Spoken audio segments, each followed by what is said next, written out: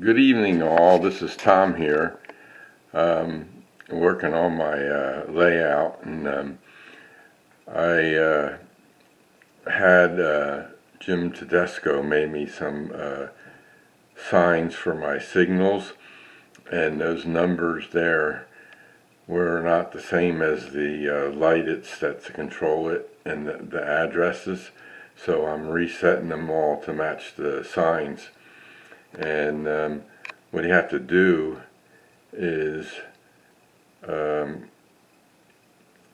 in here, and this is the signal heads in JMRI, and the system name there is the address. So it's NH $ and then the number, and that's the address.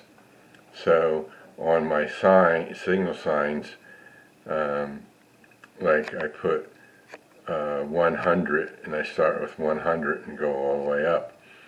So I had to readdress these, and instead of deleting them and adding them, what you have to do is you copy over the XML file, and that's located on your computer, and you go to JMRI folder, and then my JMRI railroad JMRI folder, and then you'll see your XML file there, and then you copy it over, and I put it on my desktop.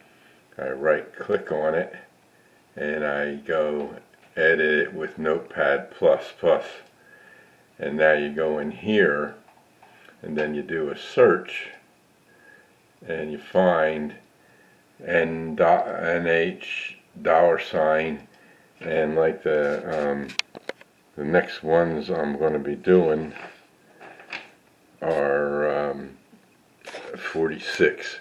So we'll just type in 46 here, hit enter, and there it comes up with the system name of NH $46, and there's the username.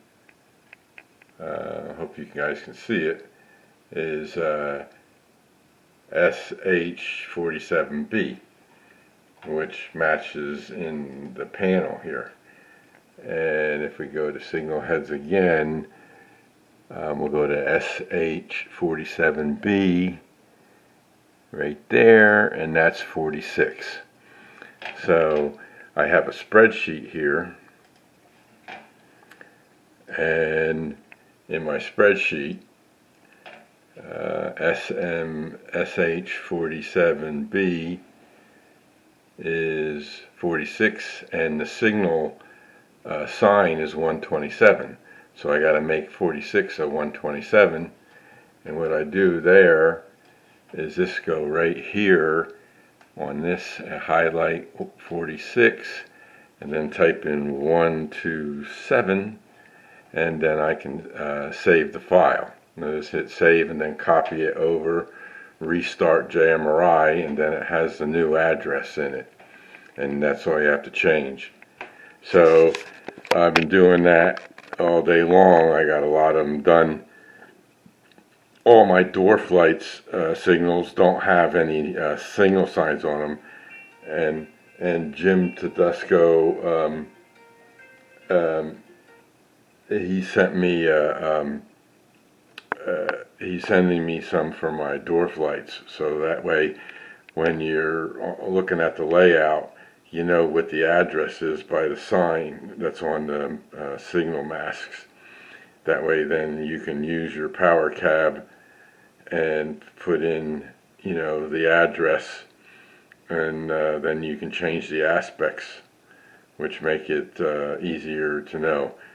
This way I don't have to have the spreadsheet around, and because I was using that to, you know, has a cross-reference to the numbers. I said, why should I have that? If I have those signs on there, I might as well make those addresses match the sign. And then underneath my layout, I'm going to label all the lights with that address. I labeled them with the original address, but that's what I have to do. So what I do is I save this, and then I copy the file back over into the folder, and then I restart JMRI, and then in the table it shows up with the right address. So if we just go down the list here, I got 46, and then the next one is 47. Oh wait, that was 47. That was 47B. And I might have put the wrong one in there. 47 is 126. So that's this guy here. That's his address, 47. No, address 47 is 132. And that's 132. And address 127 was for 47B, that's correct. Then we go down to address 58 and 59. So I gotta scroll down. Here's 58, and 58 is 126. That's for 47A. So that's 126. Do that. And then the last one is 59, which is 128. 128. 128. And we hit save. And then we close this down and move the spreadsheet over there. And we're going to close JMRI down. And I'm going to close that. Yeah, I know. I'm going to go here and quit this program. And then I'm going to copy this file over to this folder here, paste it, and say yes, overwrite it. And then I can close that window down, and then I launch Panel Pro,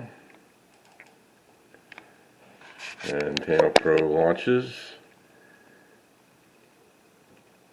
and I don't have no trains. This is dispatcher. I have it set up to automatically start trains, so I don't have any trains in the blocks. And all those red turnouts will turn blue in a minute once this is up.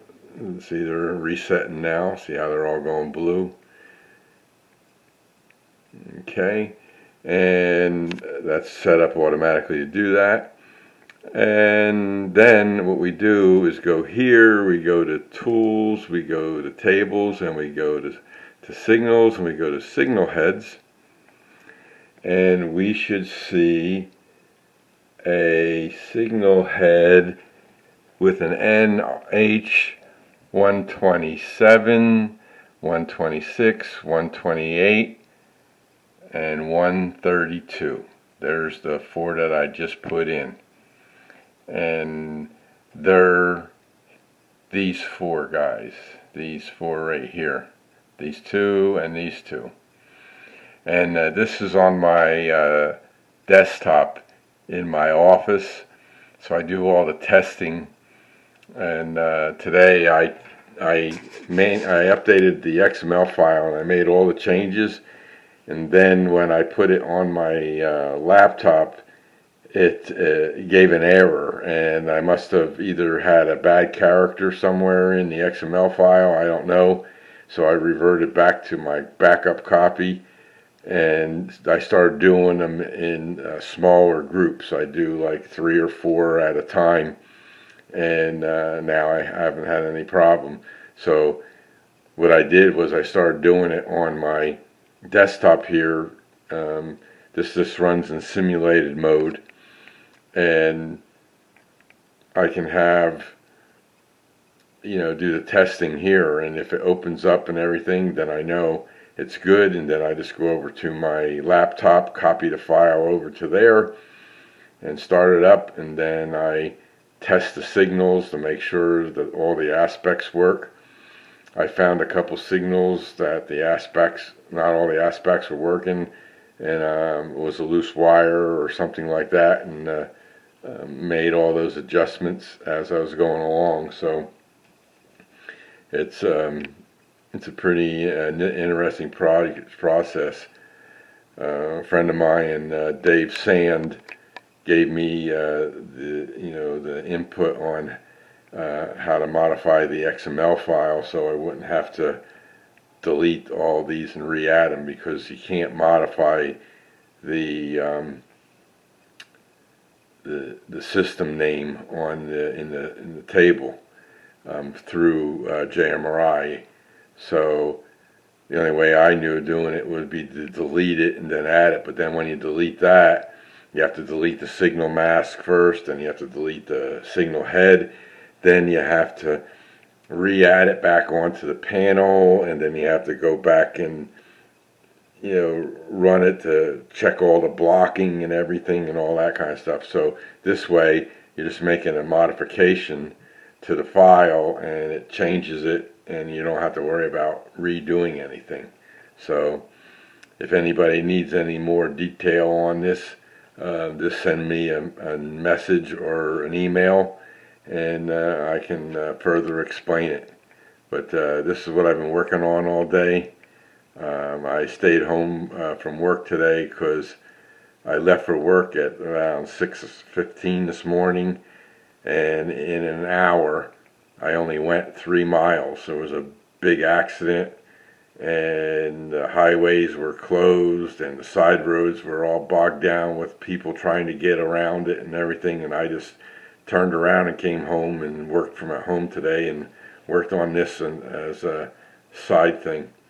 So some of the advantages of working in IT, you don't have to be in the office. But that's how it is. So that's it for today. I did do some layout work. I got some dirt roads put in, and I got the Woodland Scenics material to use to make the dirt roads, and put that down, put some accents on it, give it a little color, and they're all dry now, and just doing some details here and there. And I moved the floodlights on the grain building to go straight up, and they look a lot better, and that's it. But it's getting there, and I cleaned all the track too, and so I'm going to start running trains probably in another week, because I want to get this signaling stuff taken care of, and everything will be operational then. And then the details on the new layout, they can be done as we go, buildings and lights and stuff like that. But that's it for today.